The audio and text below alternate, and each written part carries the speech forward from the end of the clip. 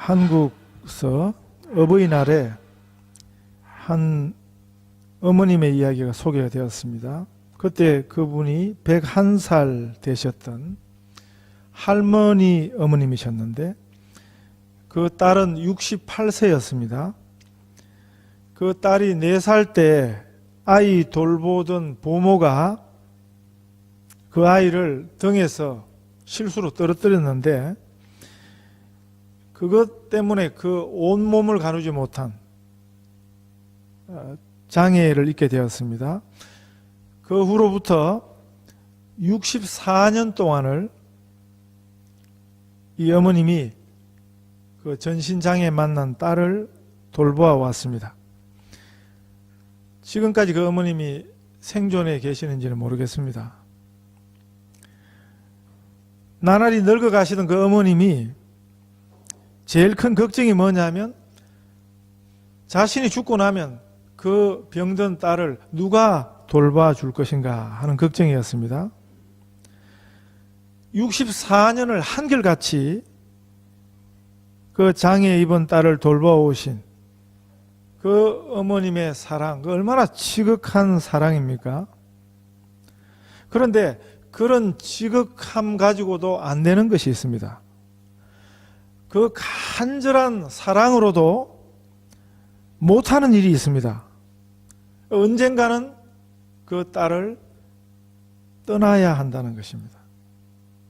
그 어머님이 101살 되도록 그렇게 똑똑한 정신력을 가져오셨는데 그것도 자기 몸 돌보기 위한 그런 것 아니고 자기 딸을 위해서 그것 때문에 그런 정신력을 지켜오신 것입니다. 그러나 그 저절한 사랑도, 진실한 사랑도 한계가 있는 것입니다. 영원하지 못합니다. 성경은 영원하신 하나님에 대해서 모든 성경 가운데서 말씀하십니다. 하나님이 어떤 분인지, 영원하신 하나님, 전능하신 하나님에 대해서 말씀하십니다. 그리고 또 한 가지 성경이 보여주는 것은 한계를 가진 인간의 모습입니다. 창세기에서 야곱이 라헬이라는 한 여인을 위해서 무려 14년의 종살이를 참아내었습니다. 그 여인에 대한 그의 사랑이 그렇게 지극했다는 것입니다. 그런데 그렇게 열렬히 사랑했지만 그 라헬이 야곱의 곁을 쉬 떠나게 되었습니다. 20년 외가에서의 도피 생활을 끝나고 고향으로 돌아오는 그 길에 둘째 아이 나타가 죽은 것입니다. 그 여인을 그렇게 덧없이 떠나보내고 난 뒤 그나마 라헬이 남기고 간 두 아들이 있었는데 그게 요셉과 베냐민입니다. 야곱의 12아들들 중에 11번째, 12번째 아들. 네, 그 아들들이 바로 라헬의 흔적이죠. 그렇기 때문에 그 두 아들들이 야곱에게는 위로였고 기쁨이었습니다. 특별히 그 아들 요셉을 향한 그 아버지의 늙은 아버지의 사랑에 애틋함이 있었던 것입니다. 그런데 그 아들도 졸지에 잃어버리게 되었습니다. 들짐승에 잡아먹혀 죽은 줄 알고 살았던 세월이 22년이었습니다. 자녀는 부모를 잊어도 부모는 그 자녀를 결코 잊을 수 없는 것입니다. 시간이 아무리 오래되어도 그 긴 세월로도 잊을 수 없는 그런 슬픔을 가지고 야곱이 22년을 살았습니다. 그런데 죽은 줄 알았던 그 아들 요셉을 22년 만에 다시 만나게 되었습니다. 그래서 11절 말씀에 보면 요셉에게 이르되 내가 네 얼굴을 보리라고는 생각하지 못하였나니 하나님이 내게 너의 자손까지 보게 하셨도다. 이렇게 고백하는 것입니다. 요셉만 만난 것이 아니고 요셉의 아들들까지 만나게 된 것입니다. 여기도 인간의 한계에 대한 고백이 담겨 있습니다. 잃어버린 아들, 죽었다고 여긴 아들, 그 슬픔 앞에 무엇을 기대할 수 있겠습니까? 그런 일을 만나게 되면 만약에 22년 동안 아들이 죽었다고 생각하는 그 인간의 마음은 다쳐버리고 아무것도 없는 것입니다. 이런 일을 만난 아버지의 심정은, 부모의 심정은 눈앞이 캄캄한 것입니다. 아무것도 할 수 없는 것입니다. 이것이 연약한 우리 인생의 한계입니다. 그런데 이런 야곱의 22년 세월 동안 성경은 그것만 보여주는 것만 아닙니다. 그 캄캄한 세월의 깊이만, 아픔의 깊이만 우리에게 보여주시는 것 아니고, 그런데 그 22년 동안 하나님은 어떤 분이냐 하는 것입니다. 하나님은 무슨 일을 하시는가 하는 것입니다. 하나님은 어떤 일을 하십니까? 그 죽었다고 생각하고 절망을 가슴에 담고 살았던, 그리고 절망으로 그 가슴에 묻었던 그 아들 요셉을 다시 만나게 하실 뿐 아니라 그 아들의 아들들까지 만나도록 하시는 분이 바로 하나님이십니다. 이것이 바로 야곱의 하나님에 대한 고백이었습니다. 우리 하나님이 하시는 일은 무궁하십니다. 우리 하나님이 하시는 일은 우리는 생각에도 계획에도 실행에도 한계투성이지만 우리 하나님이 하시는 일에는 그건 우리가 우리의 생각으로 감히 헤아릴 수 없는 일을 하나님이 하시는 것입니다. 이사야 55장 8절 9절에 보면 여호와의 말씀에 내 생각은 너희 생각과 다르며 내 길은 너희 길과 달라서 하늘이 땅보다 높음같이 내 길은 너희 길보다 높으며 내 생각은 너희 생각보다 높으리라. 이렇게 말씀하십니다. 우리가 생각이 꽉 막힐 때, 아무 생각을 할 수 없을 때 하나님의 생각을 기대할 수 있어야 하는 것입니다. 그것이 하나님을 하나님으로 믿는 것입니다. 하나님을 하나님으로 믿는 것. 제가 이런 말을 자주 쓰고 있습니다. 하나님을 하나님으로 믿어야 한다. 이상히 여길 것이 없는 것이 사실 우리가 이렇게 잘 믿지를 못합니다. 우리는 얼마나 자주 하나님을 우리 생각으로 믿고 있습니까? 한계가 가득한 우리 생각과 우리 경험과 우리 상식으로 하나님을 믿고 있습니까? 그건 우리식인 것입니다. 우리가 입으로는 줄줄 외워서 하는 내 신앙 고백의 의미를 얼마나 자주 놓치고 있는지 모르는 것입니다. 우리가 얼마나 이 신앙 고백에 익숙합니까? 전능하사 천지를 만드신 하나님 아버지를 내가 믿사오며, 이렇게 외우고는 있지만 정말 우리가 하나님의 하나님 되심을 믿고 있는가? 우리가 하나님을 우리 수준으로 우리 생각대로 믿는 것은 그건 참 어리석은 것입니다. 우리 수준의 하나님은 하나님이 아니에요. 성경이 보여주시는, 성경이 알려주시는 그 하나님을 우리가 항상 믿어야 되는 것입니다. 내가 아는 하나님과 나를 아시는 하나님, 그건 굉장히 다르다고 제가 지난주 말씀드렸습니다. 우리는 성경의 하나님을 믿어야 하는 것입니다.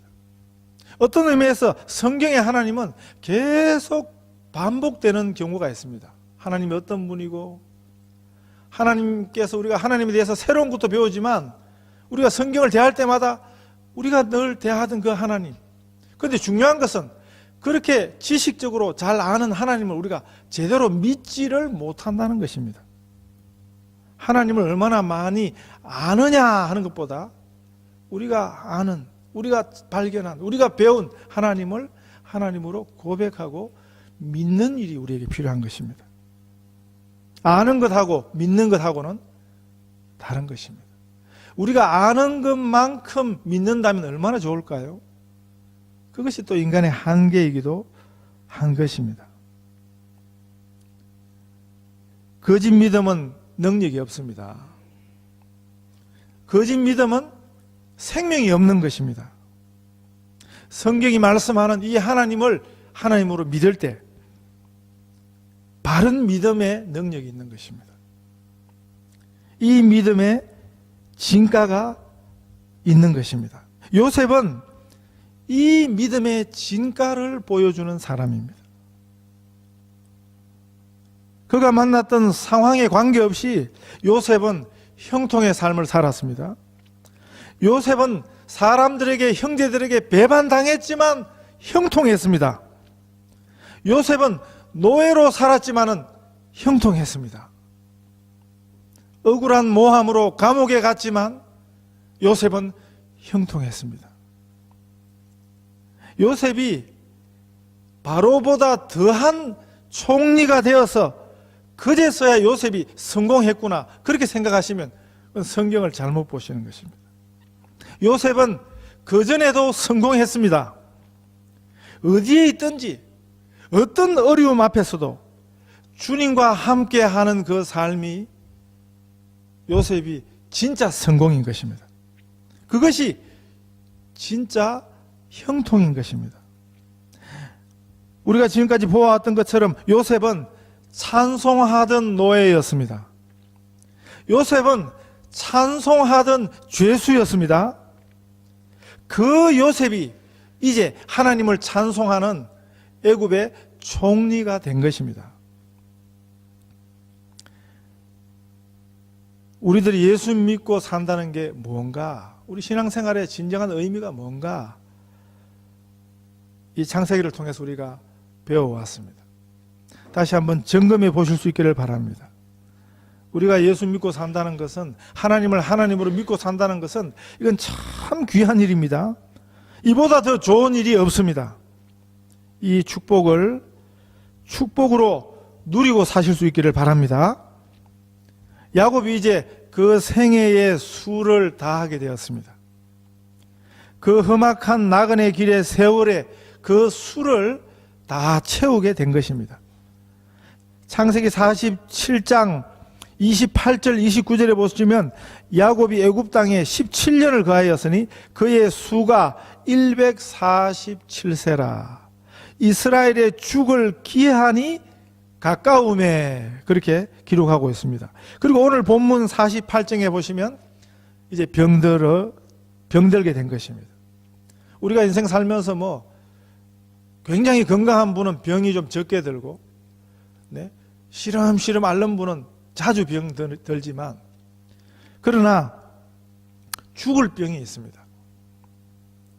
야곱이 죽을 병을 만나게 된 것입니다. 그 아버지의 병이 심각함을 보고 요셉이 그 두 아들들을 데리고 그 아버지 앞에 나아온 것입니다. 그것이 48장의 이야기입니다. 여기 보니까 나는 죽으나, 성경 메시지의 중요한 것 하나가 뭐냐면 인간은 죽는다는 것입니다. 여기서만, 우리가 여기까지만 보면 또 한 사람이 죽는구나, 파란만장한 삶을 살았던 야곱이 죽는구나.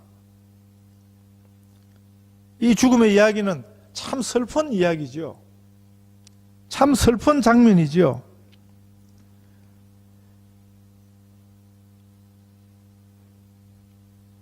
어느 한 초등학교 운동장에서 20명의 어린아이들이 죽었답니다.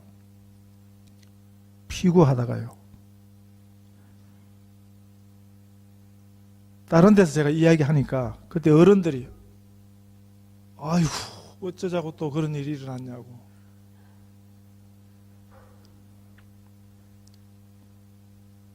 그냥 공놀이 하다가 20명이 죽었습니다. 15명은 공에 맞아 죽었고 5명은 검 밟고 죽었습니다. 뭐 이런 이야기 같으면 죽음 이야기라도 슬프지가 않지요. 그러나 본문의 이야기는 참 슬픈 이야기입니다. 22년 만에 다시 만난 아버지, 그 아버지를 요셉이 17년 동안 모셨습니다. 그 헤어진 세월 22년에 비하면 아버지를 다시 모신 세월 17년이 짧은 기간이죠. 그런데 벌써 그 아버지가 세상을 떠날 시간이 된 것입니다. 우리 고국에도 6.25 전쟁 이후에 수많은 이산가족이 생겼지 않습니까? 지금도 만나는 분들이 계시더라고요. 그런데 얼마나 오랫동안 기다려 오셨어요? 얼마나 기다려 오신 거죠? 50년을 기다려 오시고 50년 넘도록 기다려 오셨다가 그 가족을, 형제를 만났는데 얼마나 그 참 만남이 좋은 일이에요. 얼마나 벅찬 감격이에요.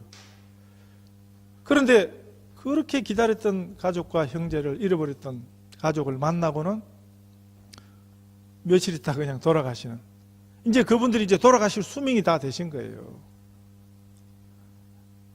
얼마나 참 안타깝습니까? 그 기가 막힌 재회의 기쁨과 만남보다도, 네? 그리고 금방 이제 돌아가시니까.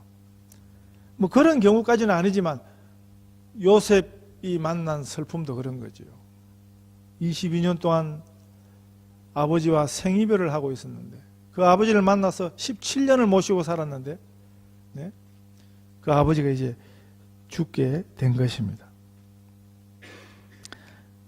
인간의 죽음이라는 것은 인간이 가진 치명적 한계입니다. 인간 한계의 근본이 인간의 죽음인 것입니다.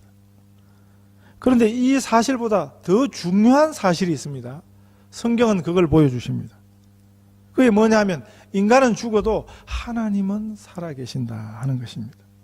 하나님 말씀도 살아있고요, 하나님의 약속도 살아있습니다. 아브라함도 죽었습니다. 이삭도 죽었습니다. 야곱뿐만 아니고 이 50장 끝에 가면 요셉도 죽습니다. 그러나 하나님은 살아계십니다. 그것이 성경이 말씀해 주시는 복음입니다. 그래서 죽는 이야기에도 복음이 있는 것입니다. 죽음의 소식에서도, 장례식장에서도 복음이 있는 것입니다. 우리가 성경을 읽다 보면 슬픈 이야기를 대합니다. 오늘 장면 같은 거죠. 그러나 항상 질문해야 돼요. 이 이야기에서, 이 슬픈 기사 속에서 복음이 무엇인가? 항상 여러분 성경에는 복음이 있습니다. 21절 말씀에 보면 이스라엘이 요셉에게 또 이르되 나는 죽으나 하나님이 너희와 함께 계시사 너희를 인도하여 너희 조상의 땅으로 돌아가게 하시리라. 그리고 50장 24절 말씀에는 요셉이 그 형제에게 이르되 나는 죽으나 하나님이 너희를 권고하시고 하나님이 너희를 이 땅에서 인도하여 내시리라. 죽음을 목전에 둔 성도의 고백을 한번 들어보십시오. 죽음을 목전에 둔 성도의 찬송이 여기 지금 담겨 있는 것입니다. 나는 죽으나 하나님이 너희와 함께 계시사 나는 죽으나 하나님이 너희를 인도하시니, 그것이 바로 죽어가는 성도의 찬송인 것입니다. 야곱도 요셉도 분명히 알았습니다. 자신은 죽어도 하나님은 살아계심을 분명히 알은 것입니다. 우리 역사가 내가 죽고 끝나는 역사가 아닌 것입니다. 내 손에 하나님의 역사가 좌우되지 않습니다. 믿음은요, 결국 죽어 사라지는 인간 한계에 매여 있는 것이 아닙니다. 거기 달려 있지 않습니다. 믿음은 영원하신 하나님에게 달려 있습니다. 그래서 죽어가는 그 자리에도, 죽음을 앞둔 그 자리에도 영원하신 하나님을 바라보는 것, 그게 믿음인 것입니다. 야곱이 그 마지막 순간에, 죽음을 앞둔 마지막 순간이니까 아마 야곱의 인생 속에 가장 초라해진 순간일 것입니다. 이제 힘 다 빠지고 네? 마지막 숨을 몰아쉬는 아마 그런 순간일 것입니다. 그런데 야곱은 그 마지막 순간에 초라한 자신을 바라보지 아니했습니다. 나는 죽으나 하나님이 너희와 함께 계시사. 야곱이 지금 살아계신 하나님을 바라보고 있는 것입니다. 오히려 그 아들에게 15절에 보면 내 조부 아브라함과 아버지 이삭이 섬기던 하나님, 나의 출생으로부터 지금까지 나를 기르신 하나님, 나를 모든 환난에서 건지신 그 하나님을 야곱이 바라보면서 그 하나님을 찬송하고 있습니다. 그 하나님을 지금 하나님이라고 고백하고 간증하고 있는 것입니다. 우리들이 우리 자신을 쳐다보면 간증할 일이 없어요. 자랑할 거리가 있는 것 같지만 그런 자랑은 금방 변하는 것입니다. 그래서 진짜 간증은 내게 있는 것이 아닙니다. 우리 자신에게 있는 것이 아닙니다. 그러나 우리 하나님을 바라보면, 우리 하나님 아버지를 우리가 바라보면, 우리가 예수님을 바라보면 거기 우리의 영원한 간증이 있는 것입니다. 우리가 영원한 찬송이 있는 것입니다. 저희 학교에서 제가 이번 텀에 기도라는 과목을 가르치고 있거든요. 우리 학생의 한 사람이 질문하더라고요. 목사님, 기도를 어떻게 잘할 수 있습니까? 제가 간단하게 대답한 것이 이것입니다. 하나님을 바라보세요. 하나님을 생각하세요. 내가 만난 내 눈에 보이는 환경 이런 거 보면 기도가 잘 안 돼요. 그러나 하나님을 생각하세요. 하나님을 바라보세요. 하나님이 어떤 분인지 묵상하세요. 그러면 좋은 기도가 되는 거예요. 옳은 기도가 되는 거예요. 제가 그렇게 답변을 드렸습니다. 그래서 사도 바울도 이런 권면을 했습니다. 빌립보 4장 6절 7절에요. 아무것도 염려하지 말고 오직 모든 일에 기도와 간구로 너희 구할 것을 감사함으로 하나님께 아뢰라. 그리하면 모든 지각에 뛰어난 하나님의 평강이 그리스도 예수 안에서 너희 마음과 생각을 지키시리라. 이 기도는 하나님을 바라보는 것입니다. 기도한다면서 문제를 자꾸 쳐다보면 기도가 안 되는 것입니다. 한숨만 나오는 것입니다. 그러나 우리 하나님 아버지를 바라보면 여호와를 앙망하는 자는 새 힘을 얻으리라. 독수리의 날개치며 올라감 같을 것이라고 그랬습니다. 다른 박질하여도 곤비지 아니하겠고 걸어가도 피곤치 아니하리로다. 우리 복음성에 이런 찬송이 있습니다. 괴로울 때 주님의 얼굴 보라. 평화의 주님 바라보아라.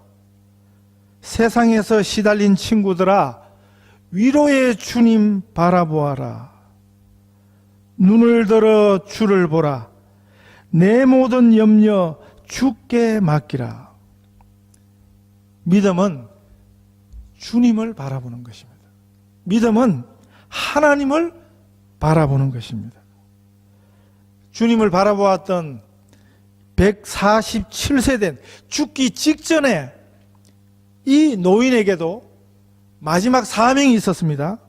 그 사명이 뭡니까? 그게 48장, 49장에 나와요. 자손들을 위해서 축복하는 사명이 야곱의 마지막 사명이었습니다. 자기 아들들을 축복하고 자기 손주들을 축복하고 있습니다. 그 축복은 그냥 바람이 아니었습니다. 그냥 이렇게 살았으면 좋겠어 하고 하는 인간의 기대하고는 다른 것이었습니다. 그 시대의 족장은 제사장이었습니다. 선지자였습니다. 그 축복대로 그 자녀들이 복을 받게 되었습니다. 축복하며 세상을 떠날 수 있다는 것은 얼마나 이게 귀한 일입니까?